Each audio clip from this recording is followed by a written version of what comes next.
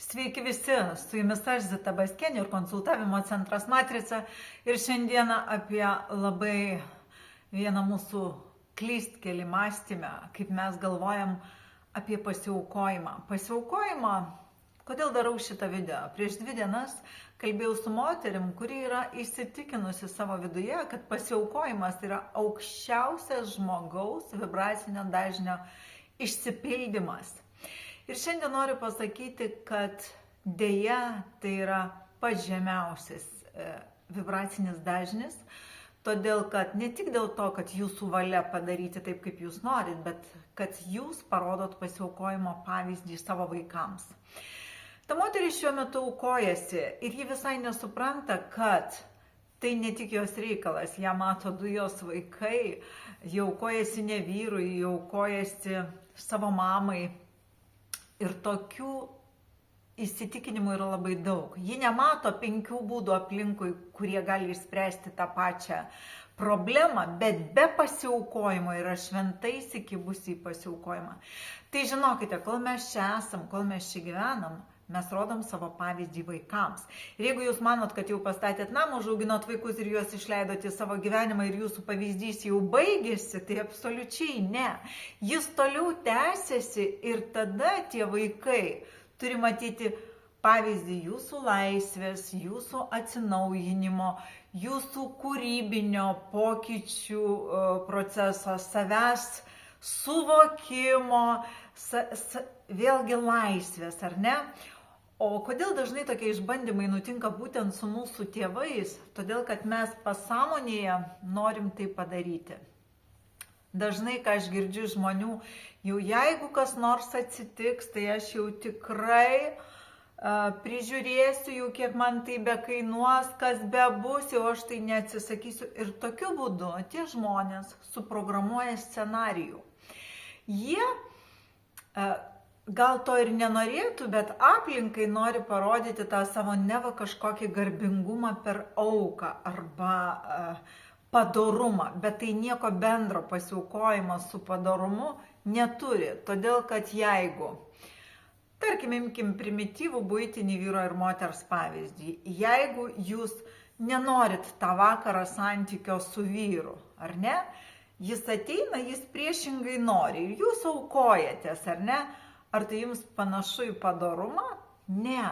Todėl per pavyzdį visada labai gerai matosi, kad pasiaukojimas, jis turi minusinę poziciją, jis yra kaip ir tolerancija prievartos, kaip va šiame pavyzdyje ir tai, ką aš privalau daryti. Tai privalau daryti galbūt, privalau pasirūpinti, bet nepasiaukoti. Turiu labai daug savo pavyzdžių gyvenime, kai netgi tėvai, būdami jau labai garbaus amžiaus, apie 80 metų, jau jiems reikėjo priežiūros, bet jie nenorėjo važiuoti į kitą miestą pas savo vaikus. Jie buvo kaip ir pasiruošę jais pasirūpinti, bet tėvai nenorėjo.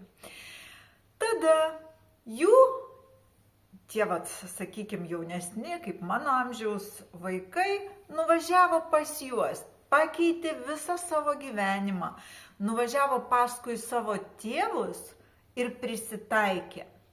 Ir šiandien jie taip pat turi daug problemų, nes jie pasiaukojo, jie pakluso, jie pasidavė tai gal hierarchijos karteliai, kurią mes dažnai labai neteisingai suprantam ir labai neatskiriam, kur yra pasiaukojimas, kur yra pasirūpinimas ir pagarba, bet kito pagarba savęs aukojime, jinai nieko neverta.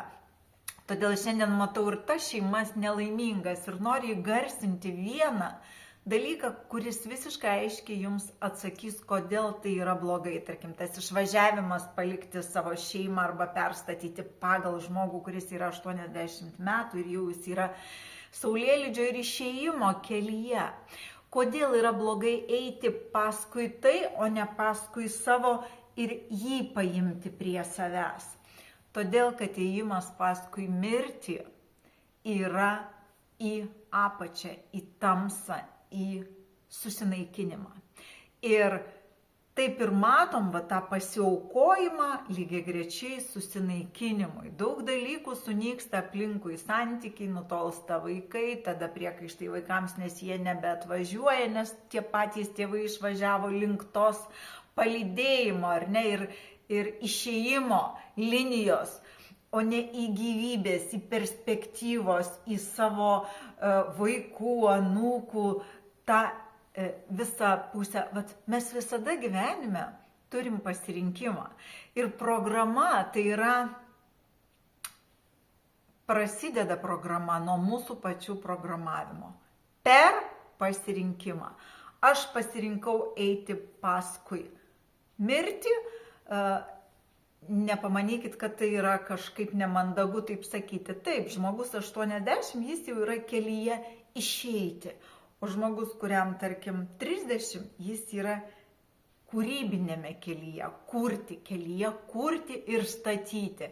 Ir tiesiog paskui, ką mes nueinam, ten mes ir nueinam. Bet priežastys, nuo ko ir pradėjau video, yra mūsų netinkamas supratimas, kad pasiaukojimas yra labai kažkaip aukšta nata, garbinga arba panašiai.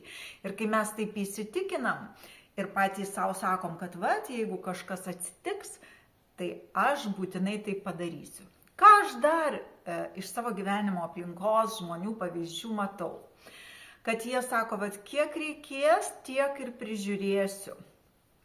Ir aukojasi. Dar jie sako, kad atkentėsiu dabar šitą periodą ir jau tada gyvensiu. Ir kai jie baigia tą periodą, jų gyvenime instaliuojasi sekantis, su kitu žmogumi, su kita situacija, bet sekantis. Todėl, kad jie patys paleido programą. O programa, kaip ir bet koks veiksmas visatoje, tai turi šiek tiek inercijos. Ir ji tau atmeta pagal inerciją, sekantį inerciją į tavo norą. Kad ta inercija pasibaigtų, reikia pakeisti savo sąmonėje tam tikrus suvokimus ir pamatyti skirtumus ir kitas galimybės. Nebūti blogesniais, nebūti beširdžiais, nebūti paliekančius ne. Tiesiog matyti kitus pasirūpinimo variantus, kuriuose nenukenčia nei jūsų gyvenimas, nei jūsų šeimos gyvenimas, nei jūsų aplinkos ir kūrybos ir panašiai. Tai taip dažnai ir būna, jeigu aš noriu aukotis, aš gaunu po to periodo dar sekantį. Todėl kuo jūs anksčiau pradėsit galvoti, kad ne, aš tai jau savo gyvenimo nepaaukosiu. Aš rasiu būdą, kaip tai padaryti. Aš visada taip sakydavau. Visada. Kai žmonės kalbėdavo, kad mama, kažkaip reikia prisitaikyti, reikia nematyti, negirdėti. Mano santykis ir mamos visada buvo per kalbėjimą. Ar jai patiko mano kalba, ar mano supratimas? Galbūt ir ne. Ar man patiko jos? Galbūt ir ne. Bet mes visada atvirai sakėm viena kitai ir kritiką, ir iki pat jos išėjimo, ir kalbėjom tokiais egzistenciniais dalykais, nesvarbu, kad supratom juos skirtingai, bet mes kalbėjom. Ir kai tai vykdavo, aplinka man dažnai sakydavo, kad gal taip nereikia. Bet šiandien aš jau suprantu, kodėl tai buvo labai gerai ir kodėl labai gerai buvo tas mano transliavimas ir programavimas, kad aš tikrai nepasiaukosiu. Todėl, kad aš paleidau programą, kaip ir kiekvienas mūsų paleidžiam. Ir aš neturėjau šitos situacijos. Buvo ir tėtis, buvo ir mama, bet aš šitos situacijos neturėjau. Todėl, kad mes programuojam ir gaunam tai, ko norim. Bet aišku, tai turi būti ne žaidimas, nes jeigu jūs taip viduje nejaučiat arba abejojat, ar jūs galėsit ir jūs kalbėsit, tai jūsų programa, jūs nieko nesuprogramuosit. Todėl aš ir sakau, kad reikia pergalvoti ir pabandyti išsiaiškinti skirtumus ir tada jūs galėsit ateiti prie to tinkamo suvokimo ir tuo pačiu prie sveiko programavimo. Jūs turit suvokti, kad tai yra netinkamas pasirinkimas auka. Kitas dalykas, Ką dar labai svarbu žinoti, kaip vėlgi jau, kai mes ateiname į tą etapą, kai mūsų tėvai būna link išėjimo, juos dažnai reikia prižiūrėti, va tas būdas vienoks ar kitoks, ir tie, kurie pasirenka pasiaukojimo būdą, jie parodo pavyzdį savo vaikams. Reiškia, jų vaikai lygiai taip pat atėjus tai situacijai negalės būti laisvi. Vėl du pasirinkimai. Ar aš būsiu savanaudiškas ir galvosiu, kad ir gerai, tegul manimi rūpinasi. Ar aš galvosiu, kad geriau nereikia, geriau tegul manimi nesirūpina, bet būna laisvi, o aš rasiu būdą, kaip pati savimi pasirūpinti. Tokiu atveju aš vėl paleisiu programą, kad aš iki pat savo gyvenimo paskutinių akimirkų galėsiu savim pasirūpinti. Suprantat, kaip veikia tas programavimas. Ir šiandien aš prisimenu, aš turėjau tetą iš tėvo linijos. Jos vardas buvo Anastazija. Kai ji buvo sena, ji pardavė savo turtą, kažką pasiliko savo, kažką atidavė vaikams ir išėjo į Prienų senelių namus. Ir ten gyveno. Ir ten pabaigė savo gyvenimą. Vat ji buvo laisva, ji paleido teisingą programą, ji nesužaidė ant to, kad vat aš jau kažką daviau, dabar jūs manimi turit pasirūpinti. Tai aš visada su žavesiu žiūrėjau į tą moterį, kuri buvo praėjusi ir karo laiką, ir likusi viena. Ir tai buvo labai gražu. Gal dėl tokių pavyzdžių mūsų gyvenimo daug, ne tik tėvai, tai yra atskiri žmonės, giminės, tai yra vieši personažai kažkokie ir iš visų jų mes galim imti.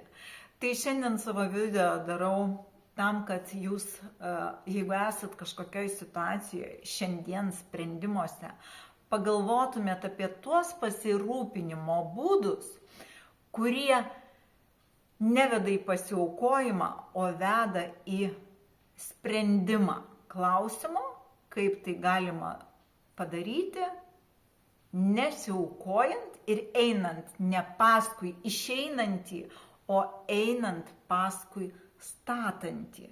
Paskui save arba liekant prie statančių ir einant į gyvenimą. Tokiu būdu jūs išmoksit tinkamai programuoti, kai jūs taip mąstysit, jūs taip ir kalbėsit, o jeigu taip kalbėsit, taip ir suprogramuosit ir tai jūsų gyvenime nenutiks. Nes skolas iš praeitų gyvenimų, kurias mes turim, mes dažniausiai atiduodam jau iki savo tos brandos, kaip 50. Bet tada gaunam naują išbandymą.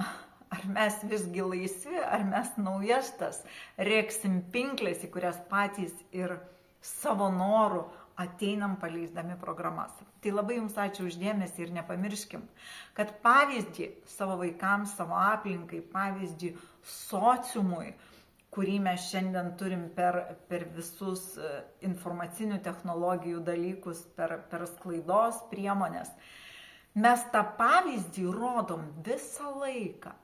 Todėl aš taip gyvenime gyvenau ir aš taip, aišku, ne visą gyvenimą, nuo sąmoningo savo gyvenimo taško, visada gyvenau lyg į mane žiūrėtų kažkas. Nežinau kas, kažkas. Aš lyg visada buvau matoma ir tai leido man nepadaryti galbūt pačių amoraliausių klaidų gyvenime. O, kaip ir sakiau, jeigu sugrįžtant prie pasiaukojimo, jeigu jo reikėtų visatai, mus būtų paaukoję iš karto, bet mes gavom mokyklą ir pasirinkimą.